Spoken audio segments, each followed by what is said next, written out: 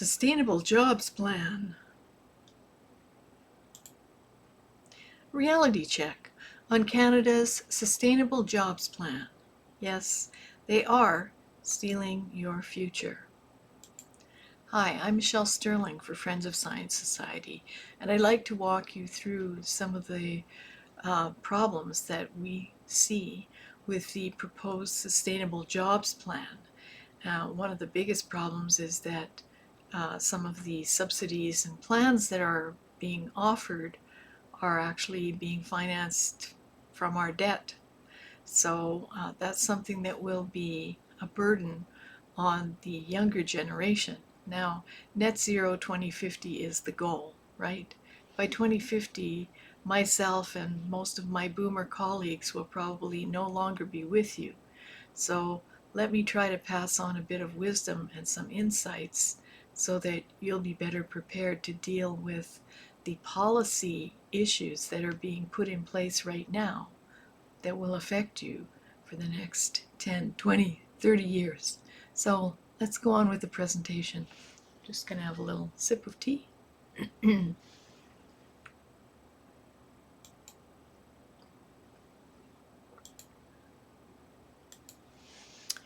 So there's lots of big numbers in this proposed Sustainable Jobs Plan.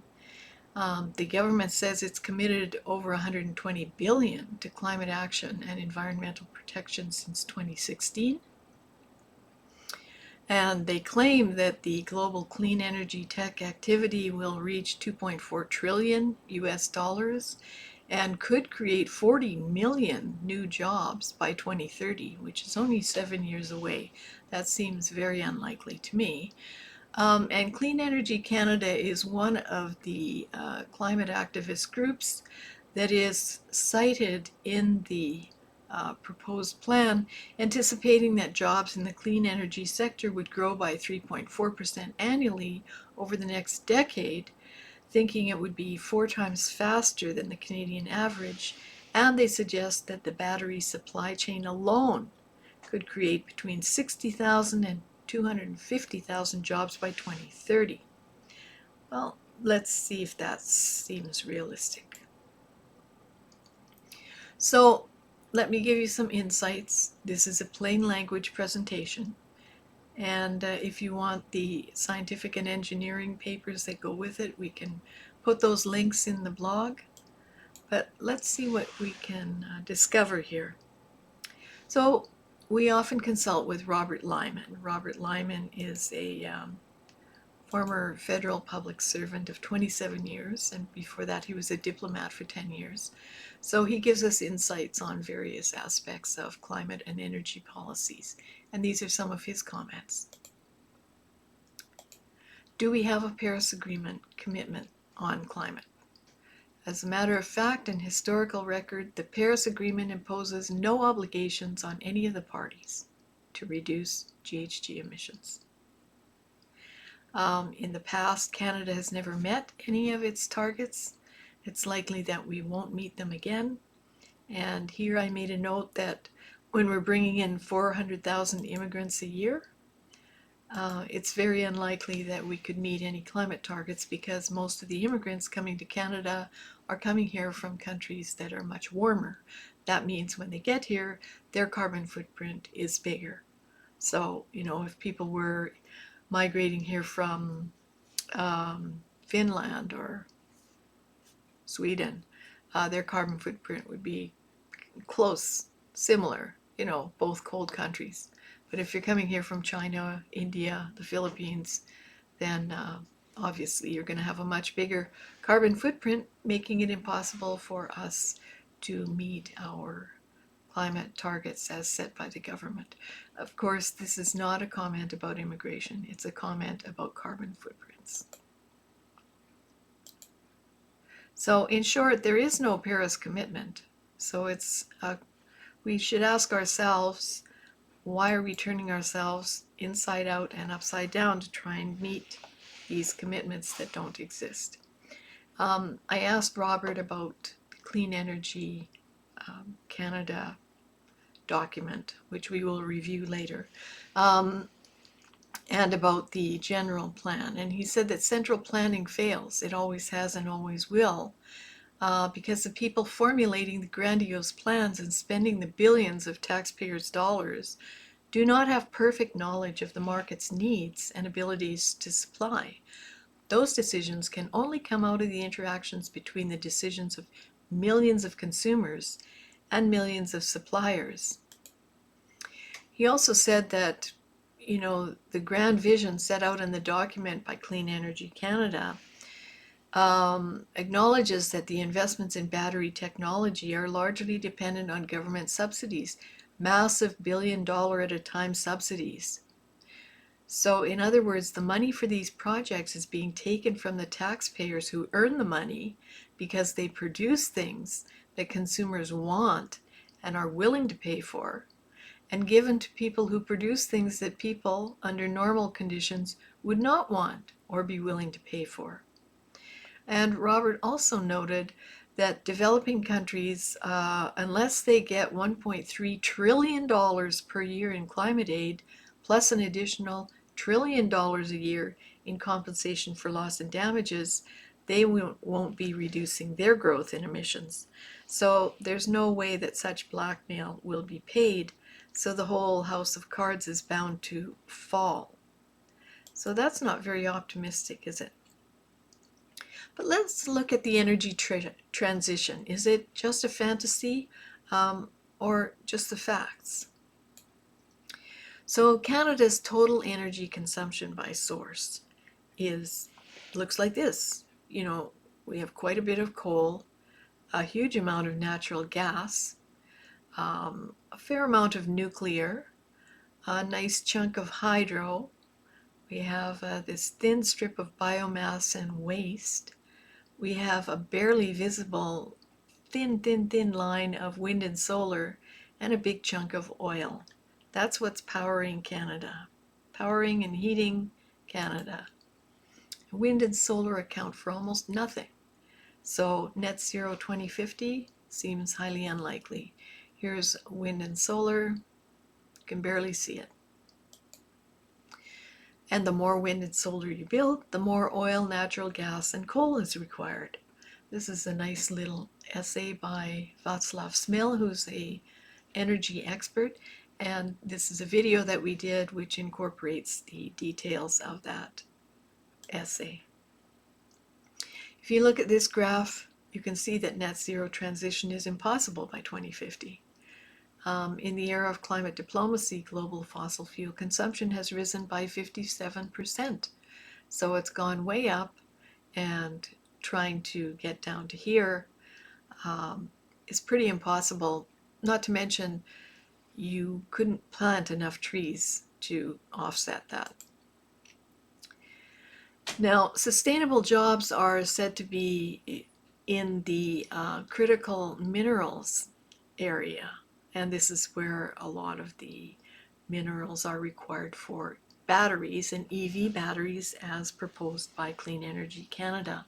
So here's a map that the government put out showing us all the different kinds of critical minerals. These are all absolutely necessary for so-called green and clean tech.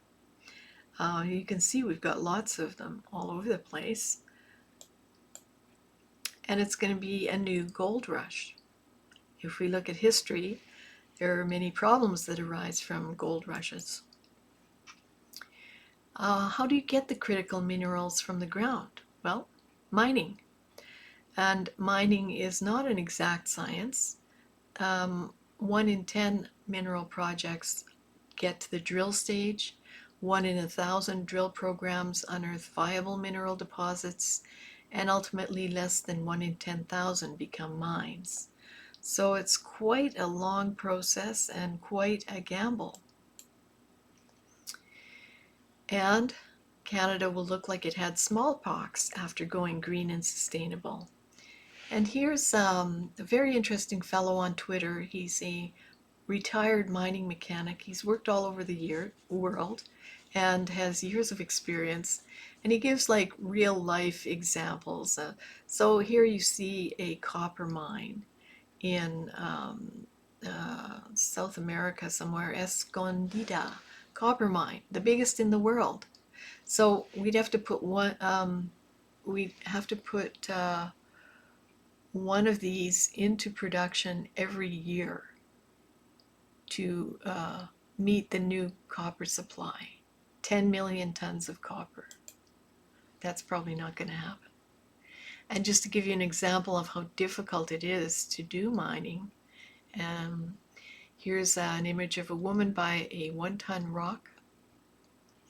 This contains between 0.6 and 1% of copper. So 1 ton of ore, that being the big rock, generates a maximum of 6 to 10 kilograms of copper. And depending on the size of the battery, an electric bus can use between 224 and 369 kilograms of copper. And how do you get the copper out of the rock? Well, mining. So he talks here about the fact that for mining, at least 200 cubic meters of water is required for a single ton of rare earths, and then gives a list here of tens of thousands and millions of pounds of ore required just to get these various rare earth minerals. So mining for critical minerals, of course, needs oil, gas, and coal. And here John Lee Pettimore talks about make mining green, and yet energy consumption of mining is 6.2% of the total global energy consumption. The annual global energy consumption is 500 million terajoules, or 580 million terajoules, or the energy equivalent of a Hiroshima nuclear bomb going off every 4 seconds. And look at that massive equipment. Yeah, you need a lot to power that. How do you make these mining machines? What do they run on? How do you process minerals? Well, making copper requires a lot of energy. 100 gigajoules per ton. 1 gigajoule equals 26 liters of gasoline, or 786 kilowatt hours of electricity. Making 1 ton of copper is 2,600 liters of gasoline, or 27,800 kilowatt hours of electricity. So there you go. And these big machines have to be made and transported to the site. I don't think they're really off the shelf. So the often foreign-funded Pembina Institute had this to say of the Sustainable Jobs Plan, that it's an important step forward. And they also claimed that the global outlook for fossil fuels has fundamentally shifted, showing a decline in oil demand before 2030, while investment in renewable and other low-carbon energy-producing industries are expected to grow. But actually, they're probably only looking at North America and Europe, because the emerging nations of the world are going to be going into an oil, gas, and coal boom. So North America and Europe make up only 15% of the world's total, but the rest of the nations in the world are not really concerned about climate change. They're not climate obsessed. They're busy trying to raise the standard of living of their people. And as the US EIA shows in these projections, that OECD nations like Canada, Germany, the US, etc., their oil and gas and coal consumption is pretty much flatlined. But the non-OECD nations, the developing nations, it's going to really take off. It's going to boom.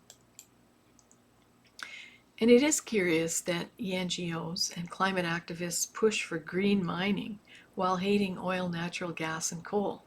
Of course, oil and gas end up in pipelines, and once they're buried, you hardly know they're there. This is an example of oil sands reclamation, which looks pretty good.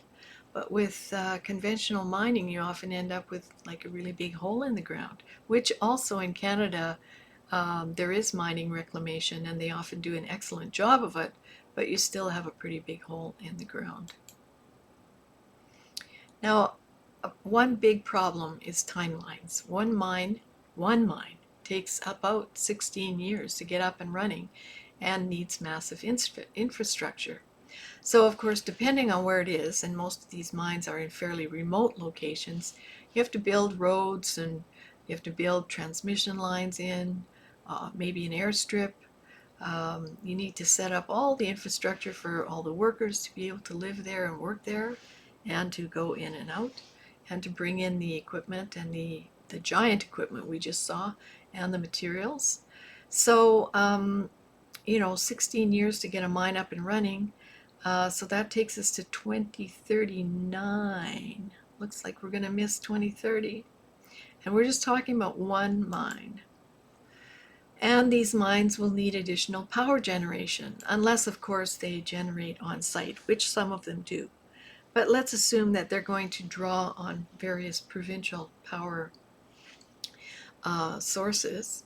So Canada's current EV policy already requires that we build an additional 10,000 megawatts of power generation, which would be 8 Muskrat Falls or an additional 19 Site C dams. And each one of those takes 20 to 30 years to build, and there's not one on the table at this point. And even Quebec, with its massive hydropower, doesn't have enough power for a full EV fleet in the province. And Ontario's natural gas frequently keeps Quebec from winter blackouts. So where are we going to get this extra power from? Now, Clean Energy Canada says our clean grid, meaning all the hydro we have, will attract investors. But in fact, BC Hydro, for example, is weather dependent. So if there's an El Nino year, if there happens to be a late summer drought, well, then you have to reduce power consumption and cut back on water consumption. How about Alberta? Well, Alberta is presently short 1,000 megawatts of dispatchable power due to coal phase out. So this is what the grid looked like December 31st, 2014. And we had 14,308 megawatts of dispatchable power. So dispatchable is the power that you can ramp up or down.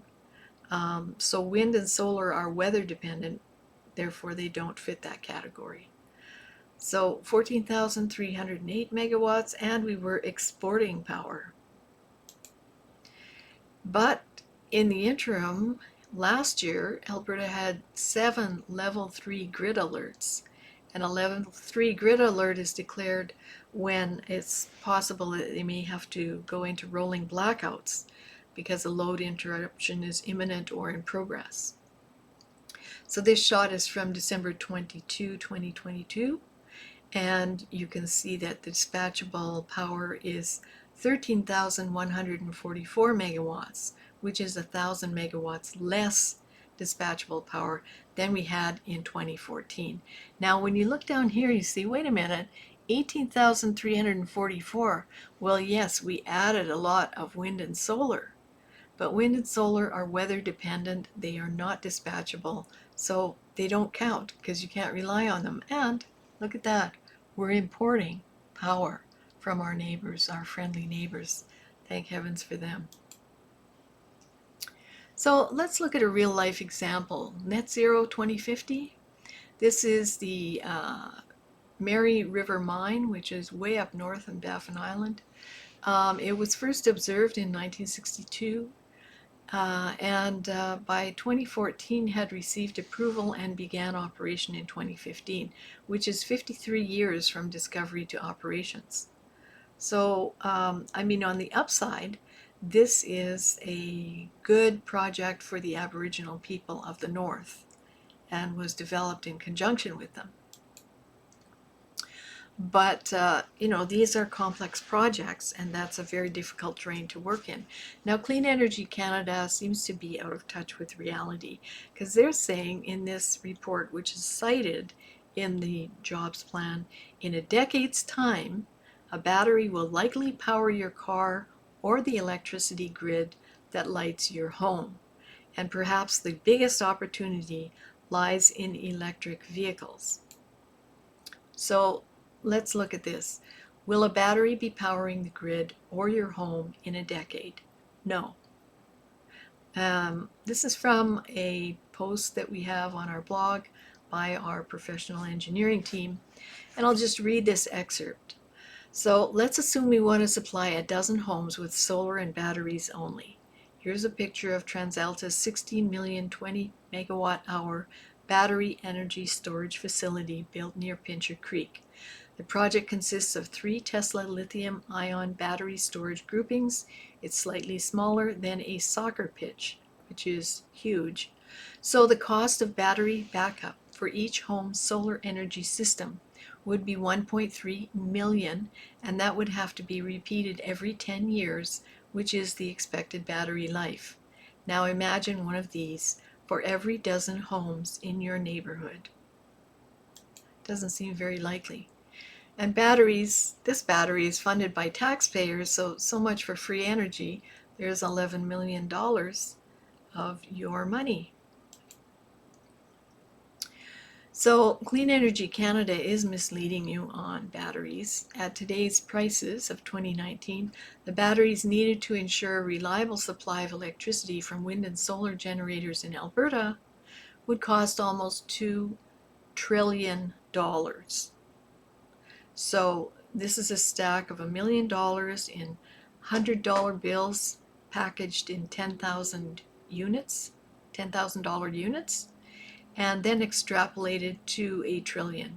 So we would need 2 of these, and here's how big that is in relation to you, the taxpayer. So what's the rush to 2030? As Hans Rosling said in his book, Fear plus Urgency leads to stupid, drastic decisions with unpredictable side effects. Clean Energy Canada's enthusiastic job numbers and projections. Really? So they've developed 4 scenarios. They're all very ambitious, and all figures are for the year 2030. So if we just look at number 2, which is said to be on target, it says Canada meets its zero emissions light-duty vehicle sales target of 60%. That hardly seems to be realistic in light of the evidence in this article in this link. EV sales in Canada in 2020 were 53,000. That's 3.7% of vehicle sales. And also this item here shows that now people can't even get these cars. So delays for new hybrid electric cars in Canada reach years, not months, amid supply crunch. Now, of course, due to COVID lockdowns, many of the supply chains around the world are broken or limping along.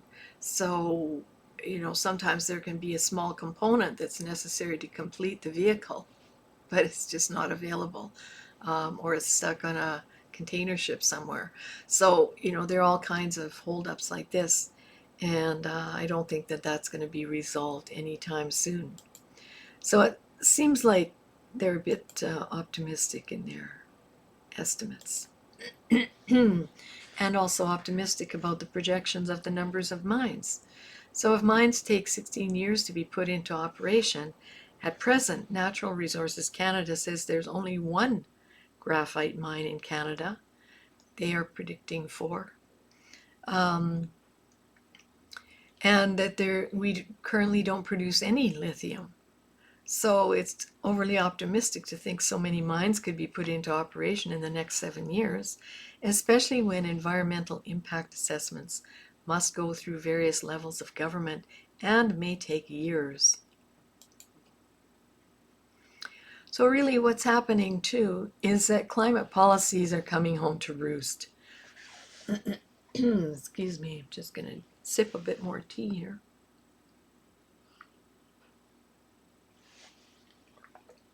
Now this was written by PPHB Energy Bankers of Houston in their April 2018 newsletter.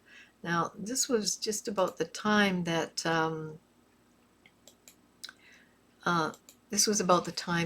Kinder Morgan stopped work on Trans Mountain pipeline expansion just before the federal government bought it. And so it seemed impossible to move forward with the project at that time. And this is when PPHB energy bankers made these comments. For the federal government, its support of certain energy projects while fighting others has allowed itself to be positioned as both pro-energy and anti-energy.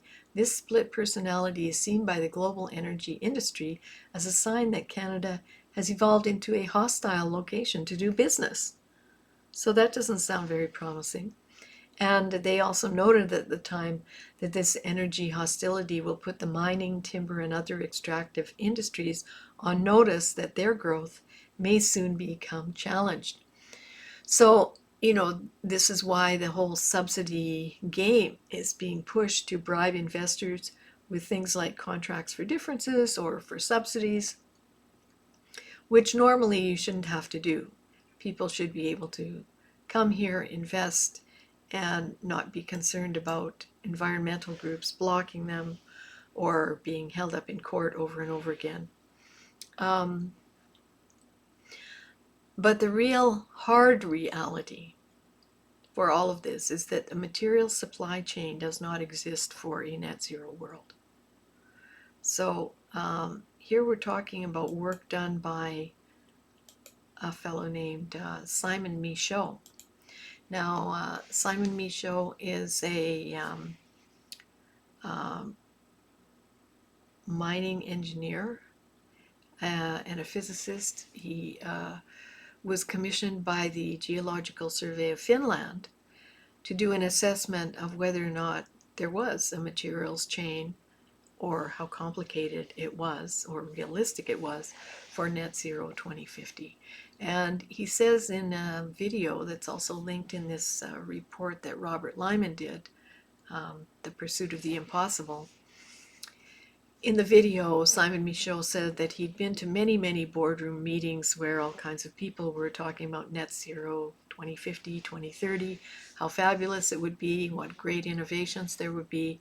And he never heard anyone talk about the supply chain. So he basically extrapolated the, let me just show you here. He extrapolated the global metal production in 2019 before lockdowns and the years to produce metal at the 2019 rates of production, the metals necessary for net zero. And he came up with these staggering numbers. Like for lithium, it would take 9,920 years, which of course is long past net zero 2030 or 2050. So Robert Lyman wrote a shorter kind of summary report in more or less plain language called The Pursuit of the Impossible. Simon Michaud's 1,000-page report, highly detailed report, is here. And you can watch his video, which is also linked in this report. Now, the real good news is that we don't have to do this because the climate emergency is over and we do have time. And the reason the climate emergency began is that scientists have been using this RCP 8.5 scenario, which is actually only ever meant as a research scenario, was not meant as sort of a policy pathway.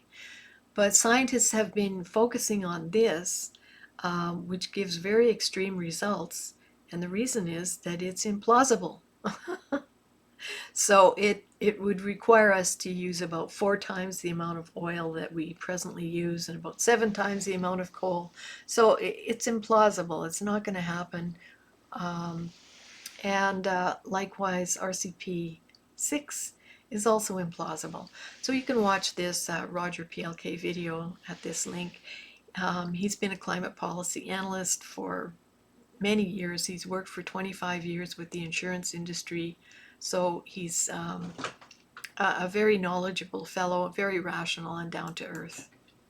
So there's no climate emergency. You can see that if this is the historical position that we were um, in 2017, that hasn't changed much. If anything, it initially dropped for 2020 a little bit and then rose a little bit.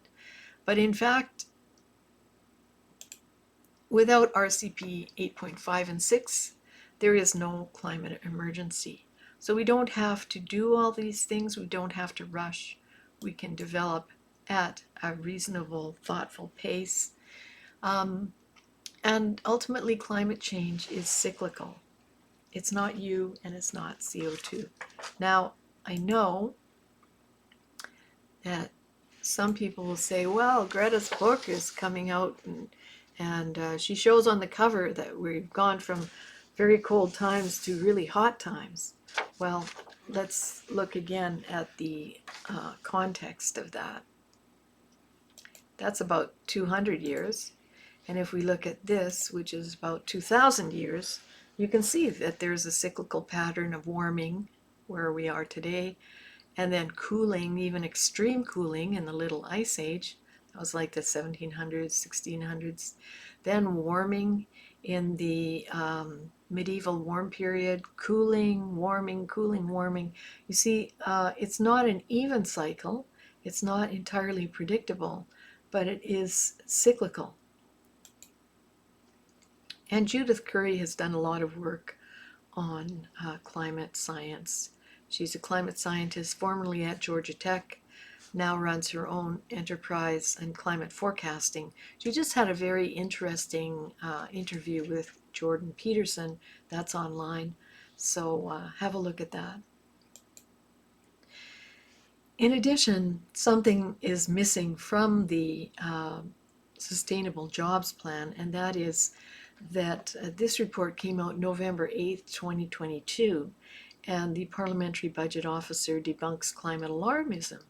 So he did two scenarios using IPCC models and actually working with Environment and Climate Change Canada's claim that Canada will warm 2.5 degrees Celsius by 2100. Dr. Ross McKittrick considers that to be an overestimate.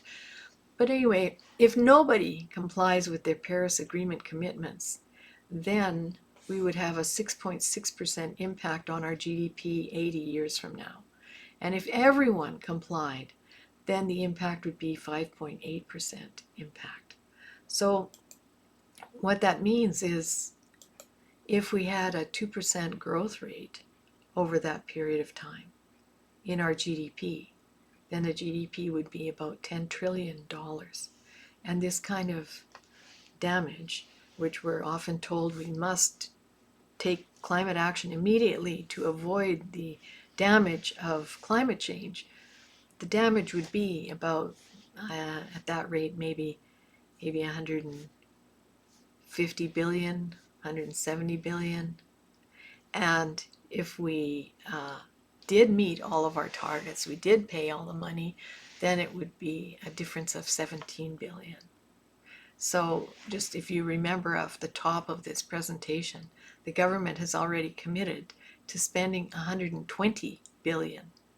And if we go on here and see, the city of Calgary is planning to spend $87 billion. And the city of Ottawa is planning to spend $67 billion. And the PBO says, while the impact on the Canadian GDP is from global GHG emissions, Canada's own emissions are not large enough to materially impact climate change. So what that means is that, it's really futile folly, which is coincidentally the title of a report that Robert Lyman did for us. And in that report, he showed that China emits in 1 month about what Canada emits in a year and a half. And that's why the PBO says that our emissions are really not material. So no matter what we do to reduce our emissions, it will have no impact on climate change. And as shown, it won't have a huge impact on our GDP if we do nothing. So why are we doing this? Especially when this is deficit financing. We're already in debt. So any of these billions that we're throwing at these green projects are tacking onto our debt. And, that's going to be for our young people to pay and bear. Um, you know, uh, Myself and my fellow boomers will be gone by 2050. All of us will be pretty much gone by 2050. So these policies will be affecting you young people for the next 20, 30, 50 years. You'll have to pay these prices. And effectively, as I've just shown you, you'll be paying it for nothing. There's no benefit to you, to the environment, to climate.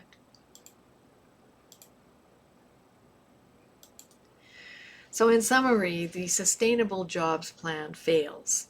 There's a lack of reality vis-a-vis conventional energy, because everything is made from and runs on fossil fuels.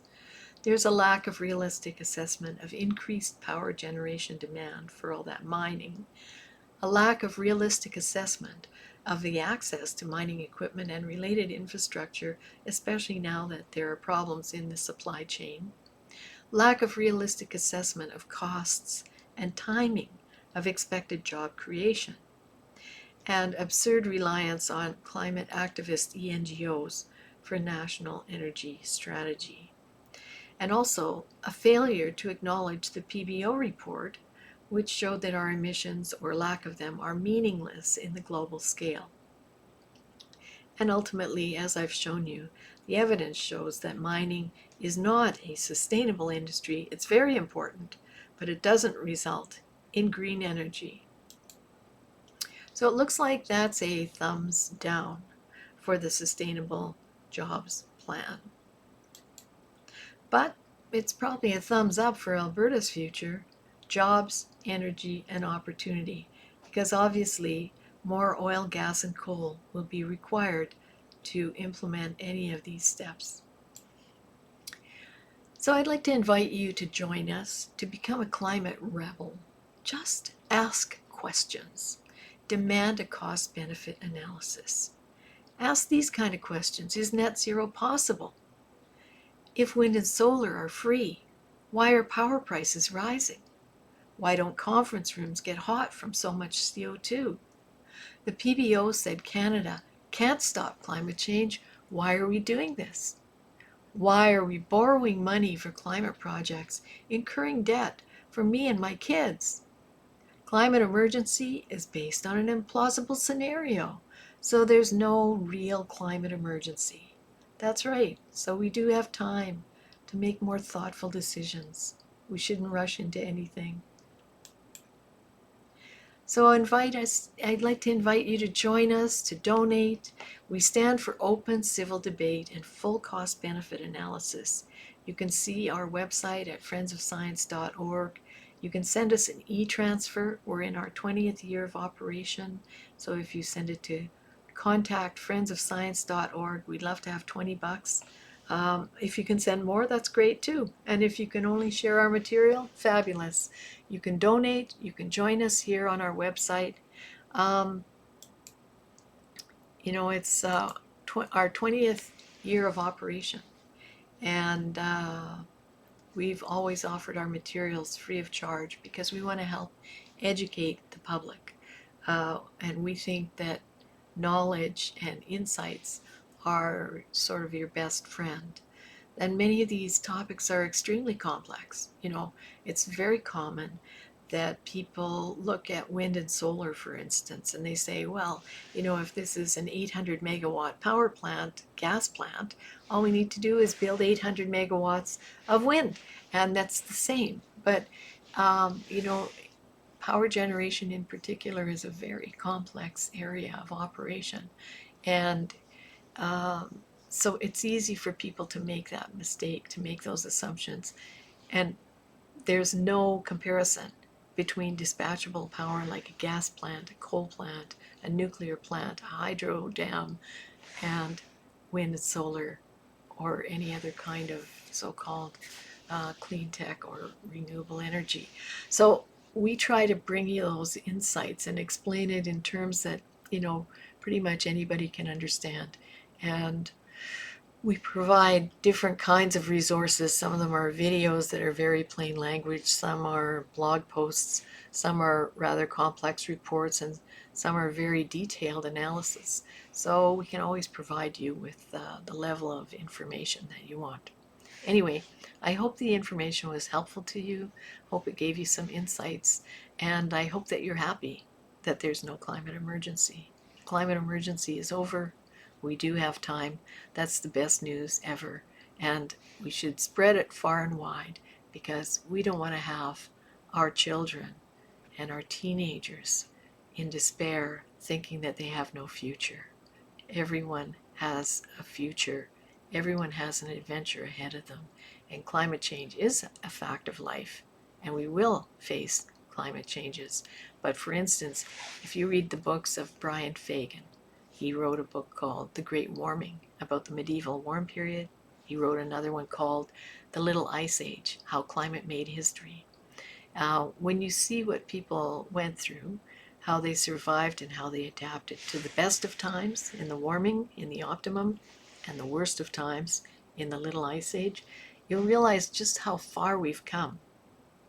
And it's because of human spirit, because of our determination, our persistence, our optimism, our resourcefulness. So these are the qualities that have kept humanity and civilization stepping forward every day in every way. And that's what we have to do going forward as well. The world is going to be changing quite dramatically, especially as boomers retire and gradually die off. Um, we're a very big component of our modern life. So when my generation is gone, your generation will have a whole new world to deal with.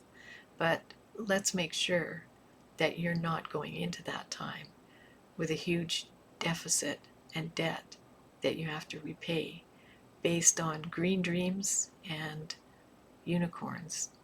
So thanks very much for listening to me and joining me for this webinar. And please feel free to share it with your friends. Feel free to ask questions in the comments and send us a note. Let us know what you think.